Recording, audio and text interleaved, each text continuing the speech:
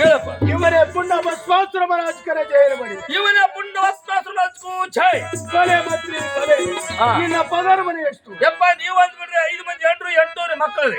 ಏಕ ಮಂತ್ರಿ ತಿಂಗಳ 5,000 ರೂಪಾಯಿ ಕೊಡ್ತಾರೆ. ಹಾಗಾದ್ರೆ ಬಹಳ ಮಂದಿ ಇದೀಯಪ್ಪ. ಎಷ್ಟು ಕೊಡ್ಬೇಕು ಮಂತ್ರಿ? ನಮಸ್ಕಾರ ರೀ. ತಿಂಗಳ 10,000 ರೂಪಾಯಿ ಕೊಡ್ತಿರ್ಬೋದು. ಯಪ್ಪ 10,000 ಕೊಡ್ತೋದ್ರೆ ನಿನ್ನ ನಡೆದಾಗ ಬಿಟ್ಟು ಬಹಳ ಮಂದಿ ಬಿಟ್ಟಾರ ನಮ್ಗೆ. ಹಾಗೆಲ್ಲ ಮಂತ್ರಿ ನಾನು ರಾಜ ಆಗಿರ್ಬೋದು. ರಾಜ ಆಗಲಿ ಪ್ರಧಾನ ಮಂತ್ರಿ ಆಗಲಿ ನಿನ್ನ ದುಡಿಬೇಕು ಕೊಡ್ಬೇಕು ಇಷ್ಟ. ಎಷ್ಟು ಕೆಲಸ ಕೇಳಬಹುದು? ಒಂದೆಡೆ 1 ಪೈಸೆ ಕೊಡ್ಬೇಕ್ರಿ. ಒಂದಡೆ ಒಂದಡೆ ಬಂದ್ರೆ ಪೈಸೆ ಕೇಳ ಸಂಬಳ ನನ್ನ ಮುಂದೆ ನಿನ್ನ ಕೇಳಿದಷ್ಟು ಹಣ ಕೊಡ್ತಿರ್ಬೋದು. ನಿನ್ನ ದುಡ್ಡು ಬರ ತೋರಿಸ್ಕೊಡಿ.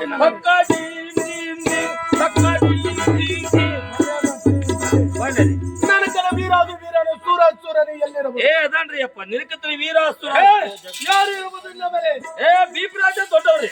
ಹಾಗೆಲ್ಲ ಮಂತ್ರಿ ದೇವರ ದೇವತ್ರದಲ್ಲಿ ಯಾರು ಇರಬಹುದು? ಯಪ್ಪ ಸುಗರ ರಾಜ ನಿರಕತ ದೊಡ್ಡವ. ಏಕ ಮಂತ್ರಿ ಹಾಸ್ಯವನ ಮಾಡಲಿ. ಯಪ್ಪ ಈತಕಿತ್ತು ಆಟ ರಾಜ ನಿರಕತ ದೊಡ್ಡವ. ಹಾಗೆಲ್ಲ ಮಂತ್ರಿ ನರಮಾನ್ನವರದವರೆಲ್ಲ ಅಲ್ಲ. ದೇವರ ದೇವತ್ರದಲ್ಲಿ ಯಾರು ಇರಬಹುದು? ಪರಮೇಶ್ವರ ದೊಡ್ಡವ್ರಿ. ಪರಮೇಶ್ವರ ಇಂದ 46 ಕೋಟಿ ಕಪ್ಪಚ್ಚಿದ ಯಾವ ರೀತಿ ದೊಡ್ಡವರಾಗಿ? ಯಪ್ಪ ತಿರುಸಲ ಓಮಸ್ತ ಉರಿಯಂದ್ರು ಮಹಾ ದೊಡ್ಡವ. ತಿರುಸಲ ಓಮಸ್ತ ಉರಿಯಂತ್ರ ಮಹಾ ದೊಡ್ಡವರಾಗಿರಬಹುದು. ಯಾವ ಅರ್ಥ? ಯಪ್ಪ ಉಳಿಗೆ ಹೋಗ್ಲಿಕ್ಕೆ ತಪೋರ ಮಾಡಬೇಕು. ಬೇಡಿದವರು ಮಾತ್ರ ಕೊಡ್ತಾನ್ರಿ. ಈ ರೂಪವನ್ನು ಆಡಿಸಿ ಶನೀಶ್ವರ ರೂಪ ತಾಳಬೇಕು. ಈ ರೂಪವನ್ನು ಅಳಿಸಿ ಸನ್ಯಾಸಿ ರೂಪ ತಾಳಿದ್ರೆ ಕುಳಿಗೋಕರ್ ಲಿಂಗಕ್ಕಾಗಿ ಕಠಿಣ ಮತ್ತಪ್ಪವನ್ನು ಕೇಳಿದ್ರೆ ಯಾವ